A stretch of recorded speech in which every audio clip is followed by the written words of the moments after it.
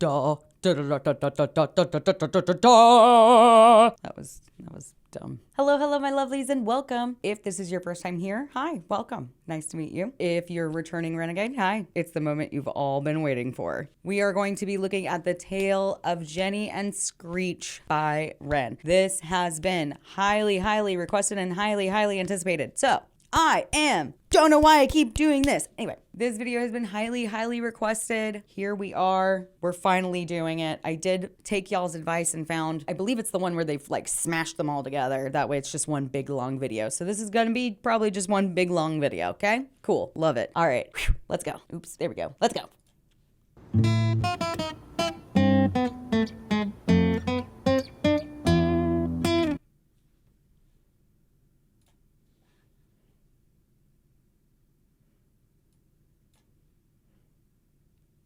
All right, let's go.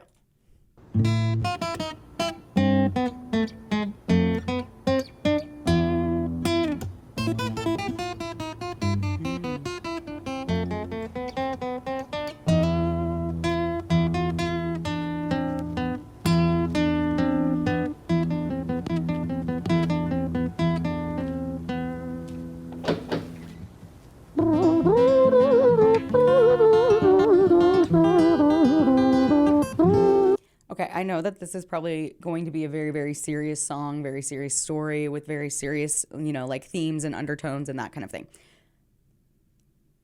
I relate to him so much, though, when it comes to doing these just like weird little sounds and things. So I wanted to address that real quick because I was giggling and I didn't want y'all to, anyway, we'll just keep going.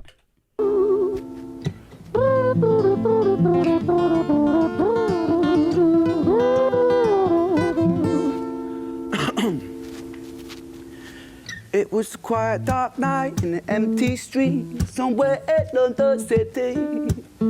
Jenny walked alone, she was dragging her feet. She was heading back home to sleep. Well, she knew this town, she knew this floor, because she walked it about 1,000 times before she wanted to escape. Can you blame? Well, on the very same night, in a different place, there walked this hooded young youth by the name of James. He was 14 years old and out of his brain, he'd been smoking ganja with the boys. James, he grew up to be a kid of the street. His mates called him Screech, he was quick on his feet. He was a liar, a thief, at 14 years old, the devil had set his sights on his soul. The devil had set sight on his soul. Okay. All right, so in the story, Jenny's walking home. She's done it 1,000 times before. And now we've got this boy, Screech, who's 14. He's been smoking ganja. He's out of his mind. A liar and a thief at 14.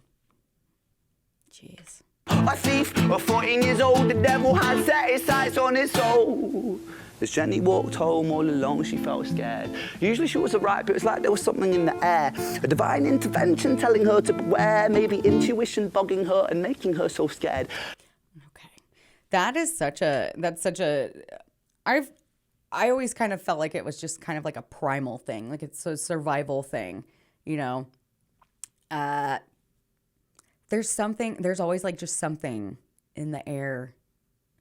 And it's hard to explain if you've never felt it before, but there's just this feeling in the air when something bad is going to happen. Some people just have that weird intuition, gut feeling kind of thing. An intervention telling her to beware, maybe intuition bugging her and making her so scared. Sirens sound in the distance at the beat of Jenny's feet. A symphony of the night that echoes crime on London streets. Jenny turns a corner, their eyes they meet. Our poor girl Jenny, a boy named Screech. Give me all your money, bitch, give it to me. If you cooperate, then you'll soon be free. I want your purse, your phone, don't fucking look at me. I mean it, bitch, are you listening to me? Jenny frees his statue like like a lady shakes stalactite, feel like liquid nitrogen in the dark night. She tried to find strength to move, but stayed as still as a statue in high-heeled shoes. What the hell you playing at? You playing games with me? I swear to fucking God, I'll slice the rosy off your cheeks. You think I don't mean it, girl? You don't know me. The last thing you see will be a boy code. Screech reached with the sheath of the blade, with the teeth that could bite through steel and slice concrete, and he swung possessed with the devil in his chest, and the statue she was turned to butter in her breath. It was a quiet dark night in an empty street somewhere in London City. Jenny lay still on the cold concrete. She's found somewhere to sleep. She's found somewhere to sleep. So she got mugged, and then he sliced her up and left her for dead, it sounds like. On the cold concrete, she's found somewhere to sleep. Well, she knew this town, she knew this floor, 'cause she'd walked it about 1,000 times before. I guess that she escaped. It's such a shame.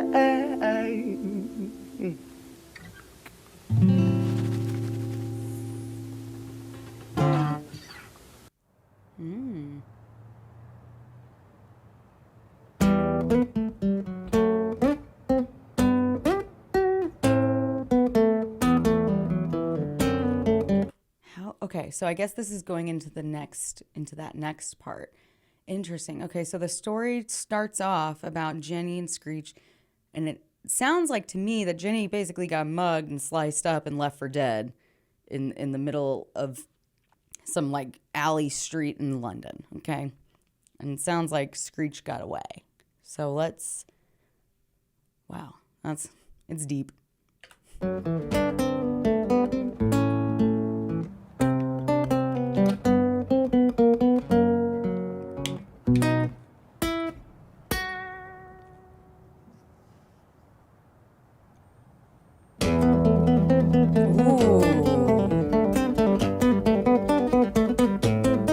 Can we hear that switch up one more time?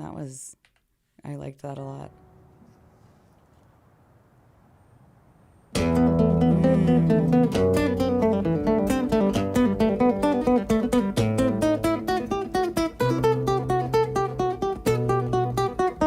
He's seriously very, very talented.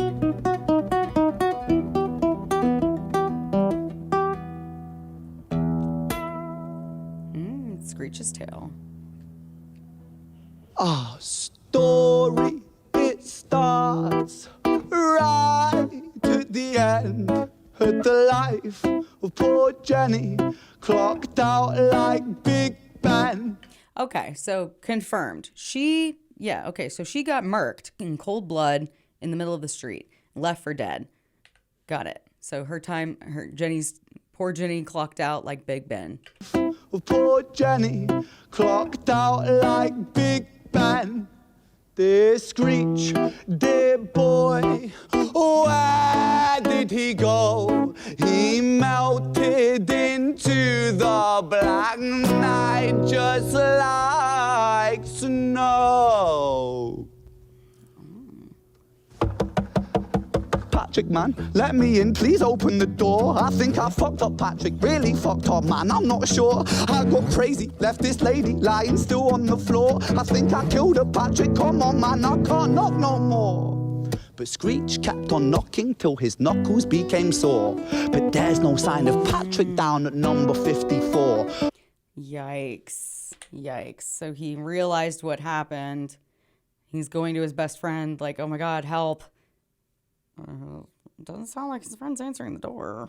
Knuckles became sore, but there's no sign of Patrick down at number 54. No refuge for our villain, for the bitter hands of fate, with something far more sinister in mind that does away.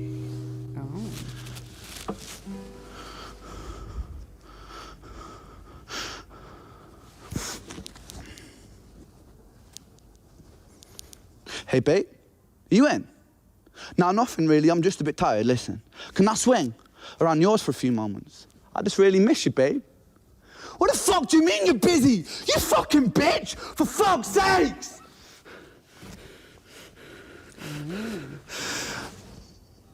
Siren sounds approaching like a banshee in the night. The shrill cry of justice cutting like the sharpest knife. But Screech was never one to run, not one to miss a fight. One hand upon his blade, he turned to face the blue lights. Come on then, you fucking cunts, let's fucking have you then. I am Screech, I'm the boss, I'm the ender of men. You think that uniform you're wearing means that you own these streets? These are my fucking streets, and they call me fucking Screech. Rich. Okay. Sounds like he's having some sort of like mental breakdown. Unless this ends up being some crazy plot twist at the end where this is like Ren's story or something. Like the whole reason that he had like lost his mind and things was because of the tick stuff. Okay. If that is what is happening right now, then that is going to blow my mind in so many different ways. And if it's not, then I have a different thoughts on it. But it's, oh my gosh. It clearly sounds like somebody who's like going through some sort of mental crisis. It sounds like they're spiraling and acting erratic, making rash decisions, things they wouldn't normally do. And then he's having that realization of, oh my God, I just killed somebody. And then, now he's trying to find a safe place to go. Oh, I'm going to go to my friend's house. Oh, they're not home. Okay, well, my girlfriend, and now he's in front of the cops, like acting a fool. Like, here's the thing. This is London. So I don't know how, I have a feeling that they don't deal with things with guns as frequently, at least, as they do here in America. So I don't know that this is going to end up with, the cops just pulling up and shooting him, right? It's not America, so. So I'm wondering how this is going to go. Are they going to talk him down? Like, these are my fucking streets, and they call me fucking Screech! Richard was an officer who stood at 6'3", working London on the night shift. What he didn't think he'd see was a boy running at him like an animal possessed. With no time to hesitate, he fired 4 bullets at Screech's chest. oh.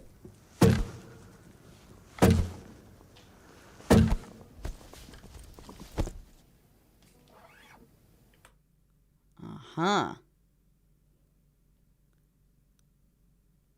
We're sure this wasn't in America? Just saying. Interesting. Very, very interesting. Our story, it ends right at the start. Young Screech and poor Jenny lying one street apart. An officer shaken by the boy that he claimed. 2 bodies lay lifeless, and it's such a shame. Mm-hmm. It's such a shame.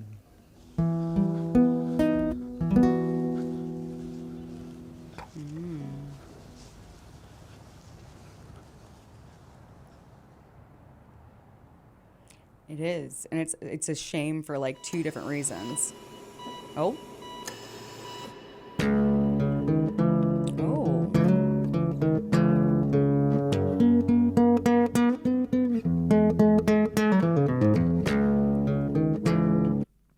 Real quick, since we're jumping into the next one, real quick, we'll just kind of discuss very quickly.